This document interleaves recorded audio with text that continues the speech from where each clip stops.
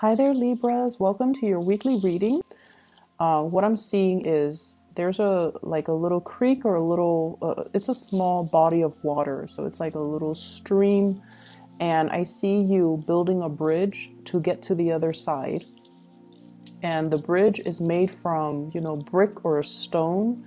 So you're putting in cement and you're building it in a way where it's sturdy. It's not just, some flimsy wooden bridge or straw bridge. You're making sure that not only are you building it so that other people could benefit from it, but I feel like you're trying to do things right. And the message of, repairing rifts or mending bridges between you and another person. That's what I feel, though, is coming through when it comes to building these bridges, fixing these bridges. And so the theme of this reading is about, mending bridges between you and other people. If there have been situations where, for whatever reason, too much has been said, too many things have happened, and there might have been falling out between you and another person, I feel like it's almost as if you are trying to repair the rift. You're trying to make amends. You're trying to do things to bring them back into your life, or extending that invitation for forgiveness and to let bygones be bygones between you and another person. I also feel like for some of you, I'm sensing that you might deal with somebody who might have, dependency issues. Either they are financially just irresponsible. They might have addictions as well. And so the way that they behave is when they need something, they're very sweet and they come to you. But then I feel like, their dependency issues take over, and I feel like they know how to manipulate in order to get what they want. And so, for example, if they need, cash to buy whatever it is that they need to buy, they're very, very sweet. And then when they don't need you, then they don't even give you the time of day. So I see that element here, and I feel like it's somebody that, it could be like a family member, somebody that you care for. And so on the one hand, you know what they're up to. You don't want to enable that behavior. But on the other hand, it's really hard for you to say no to somebody that you love. Okay? It's really hard for you to turn them down. It's really hard for you to say no when they turn on the charm. And honestly, I feel this energy can flow both ways, because when I heard myself say charm, I always think of Libras as the charmer. So I feel like this energy can go both ways. And so over time, one person feels very used, and then it's one person who constantly gives and gives and gives, and the other person takes and takes and takes. And one person feels very used. And so I feel like somebody is out trying to mend that broken relationship, trying to make things better, trying to make amends, okay? And it's great. It's a good time overall to kind of rectify situations. I'm also feeling as well, somebody is coming out of either depression or drug abuse. They're trying to, I feel them getting stronger. So mentally, they're getting stronger. They're able to understand that when it comes to the addiction or when it comes to the situation, it kind of took over their lives. Okay, so they're trying to make amends. I see somebody doing like the 12-step program. Like it could be AA, it could be drug addictions, whatever it is. And they're trying to apologize to all the people in their lives that they have not been good to. So somebody's trying to make amends. And then I'm also seeing somebody overcoming like physical addictions. They've dealt with the chills and the fevers and the pains and all of that. And they've conquered it, and now they're clean. And I see them, getting physically a lot stronger too, mentally and physically. They're getting a lot stronger. They're able to kind of live through this really dark period in their lives, but now they're stronger as a result of it. And I feel for some of you, this is somebody you really care about. It's somebody that is meaningful to you and is around you, and they're able to make really positive transitions in their life. So if that is the case, let bygones be bygones and be as emotionally supportive as you can when this person is going through, you know, such a profound transformation in their lives, okay? I'm seeing as well, for some of you though, I definitely see like three parties, three people and in a relationship. I'm feeling like some of you are in a committed relationship and you have a new attraction, like a very strong soul connection that is coming into the picture with somebody else. And I feel like you're looking at your hands and you're like, my hands are tied. There's nothing I can do. But the soul connection is very undeniable. What I have here is the Two of Cups. They're looking at each other and they both recognize the connection that they have with one another. And I feel almost like it's nothing can be done, nothing can be acted upon because you're in a relationship. And yes, this connection is very strong, it's undeniable, and the other person's aware of it too, but they're also aware that your hands are tied. So unless you move away from it, unless you make some major transformation in your life with the Death card here and move away from it, then the two of you can be together. And I feel like some of you are contemplating, you know, like you're building that bridge to extend across the river or the stream so that you can get to the other side. It's a slow process. You're building it brick by brick. It's going to take some time and you're doing it on your own. So I feel like some of you are thinking about possibly leaving a partner or leaving a marriage situation, and you're biding your time, or you're waiting for the perfect moment, or you're trying to get everything in order first before you make this transition. You're getting, you know, your finances sorted out. You're trying to figure out, where am I going to stay? Where are the kids going to go? And I feel like you might be doing it by yourself. Like you might be consulting a lawyer without your partner knowing. You might be checking your bank account, trying to talk to a financial planner in order to get the process started. And you're trying to figure out, you know, how much am I going to have to pay in child support? How much am I going to have to pay in alimony? How much is the whole, you know, court proceeding going to cost? Am I able to afford it? And things like that. So you're trying to flush out the details. You're doing the preliminary research. But I definitely feel like you've already made up your mind that you want to transition. So that's what I'm seeing. And I feel like for many of you, you have left a relationship and you're heading into another relationship. And it seems like there isn't any time at all for, you know, being on your own and healing and kind of processing everything that happened. Because I feel like one relationship left you very, very dejected. And then the next person that you meet, they kind of really uplift you. And so you're transitioning like seamlessly from one relationship to the next. And the universe is pretty much telling you to slow down, take some time to be on your own, take some time to process what happened, and take some time for you to be okay first on your own before you rush into this next relationship. They like you. They're not going to go anywhere. What I have here is the Ace of Cups. This is new love. Something that is brand new that is being offered to you. And I have here the Nine of Cups, which basically means the person that is coming through, that is the new person, is very much close to your, it's like your ideal version of Mr. or Mrs. Right. Okay, so this is somebody that is quite significant and you feel like you can build with this person, like it's going to be there for the long haul, or you feel like you can, you know, have a family with this person. So if you feel that way, you need to make sure you come into it 100% ready.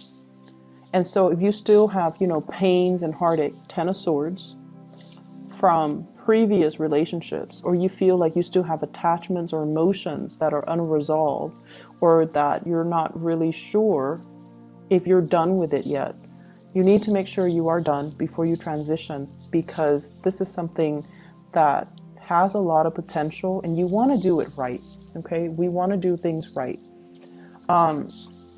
I see a lot of people though, so I do see you, and I do see two other people. One is the Two of Cups, one is the Ace of Cups. And we have the Hangman as well that's showing up, which basically means weighing out the pros and cons. Staying in a situation possibly because of financial ties, staying in a situation because of these, they're kind of like, what do you call them? Restrictions. They're self-imposed restrictions. And so you want to free yourself, you want to move on, but you have these things that are holding you back, and they're not real. We have the Devil here. It's the puppet master. It's somebody that has control or sway over you. Okay, but this puppet, he's got a pair of scissors. He can cut himself loose at any time. So it's nothing that's binding, and it's not really, no one is like, holding a knife to your throat and telling you need to stay. Or no one is threatening bodily harm. No one is forcing you against your will. And so I definitely feel like it's a situation where you're feeling like you're sacrificing your happiness for some greater purpose, for some greater goals. And for example, I feel some of you might have children, and you don't want to sever ties with your existing partner because you don't want the children to grow up in a broken home. And that's very noble. And I feel some of you feel like you're making sacrifices. You're sacrificing your happiness to provide that stable home life for the kids. You're sacrificing your new relationship so that you can, be a better be a better parent. And that's the way you're looking at it. That's the way you justify the situation. That's the way you rationalize the situation. And once again, this can also be the person that you're dealing with. Some of you might be dealing with somebody who's in another relationship, and that's how they're rationalizing their situation. And in the meantime, you wait for them to sort out things from their end. And I feel like it's going to be quite a long waiting process. And if you're okay with that, then that's fine. But I feel like it's not going to be, a few months. I feel like it might be a few years. So if that's how they rationalize it, you might need to kind of ask yourself if the wait is okay for you. If you don't have a definitive end date, are you okay with that? Are you okay with waiting? And then likewise, if you're the one that's in the relationship and you don't have the definitive end date, is it fair to ask the other person to wait for you? Okay, so this dynamic, I definitely see like three people. I definitely see a relationship that should end. And I feel like a new relationship has the potential to be really great. But for whatever reason, somebody's rationalizing staying in a situation because they feel like there's a more noble, they're making a sacrifice for a noble end. And I feel like that's not really the case. There definitely is some financial entanglements between them and another person. So if their rationale is, it's for a noble cause, I think like that's a lie that they tell themselves. That's not really grounded in reality. And I keep getting this, this Hangman. Somebody is saying something, rationalizing a situation, and it's not really grounded on reality. It's kind of like the lie that we tell ourselves to make the situations to justify a situation or to make a situation more bearable, but it's not really grounded on reality. Okay, so I definitely see some financial entanglements. That's disallowing one person to leave, and that's all it is. It has nothing to do with a noble cause or anything like that. And so let's not fool ourselves. I just feel like I just feel like if someone just makes up their mind and leaves a situation, everything would be so much better. All the cards on the bottom row promise a lot of new beginnings and love and abundance. We have here the Two of Cups, the Death card, the Nine of Cups, which is a wish card, the Ace of Cups, which is the brand new love, and the Four of Swords, which is, no more fighting, no more pettiness, an end to all of that, and spiritual ascension. So everything here is just really, really good. If somebody chooses to just walk away and move on to the new phase in their lives, everything will be so much better. But all the cards on top indicate to me here, we have the Ten of Swords, which is betrayal, the Three of Wands reverse, waiting for something and it's not coming in, the Devil being tied to something, the Hangman being stuck in limbo, and the Fool in the reverse not making a change, doing the same things over and over and over again and not getting a different result because, of course, right? If you keep doing the same things, you get the same outcome. So we have some things here that we have to kind of face up to the truth about. And it could be, somebody that you're dealing with, or you might be in the situation and things are not working out anymore. But you keep building, you keep trying to mend the bridges, you keep trying to fix things. I'm seeing as well for many of you, there is a big realization here that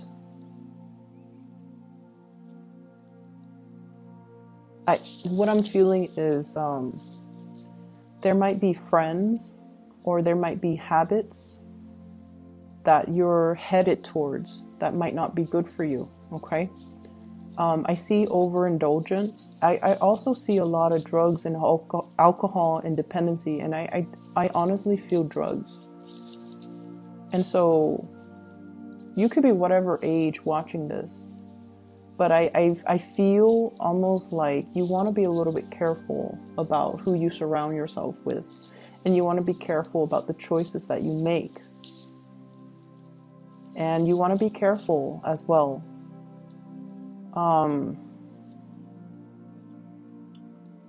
Mending bridges with the people, the relationships that have gone south, the people that really care about you. You want to just be careful about that, okay? Maintaining and preserving those relationships and putting them in a place of sacredness so that they don't get tarnished, so that they don't get damaged, okay? So really valuing the proper relationships and the proper people. And I know that I tend to get a little bit negative when it comes to readings for Libra, but I feel like this reading in general, there's definitely two different paths here that you can take.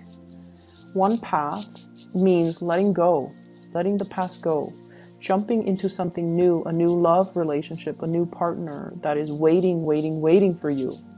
And then the other path is about stagnation, and it's about, toxic situations. And I feel for some of you who might be a little bit younger too, branching off with a new group of friends who care about you, rather than getting involved with these group of friends who actually get you in trouble. Okay, so that's what I'm getting here with this spread. And I really can't, interpret it another way. And I feel like, you have so much potential here to walk the right path. Let me see why that is. Why are the energies so split? What's going on here?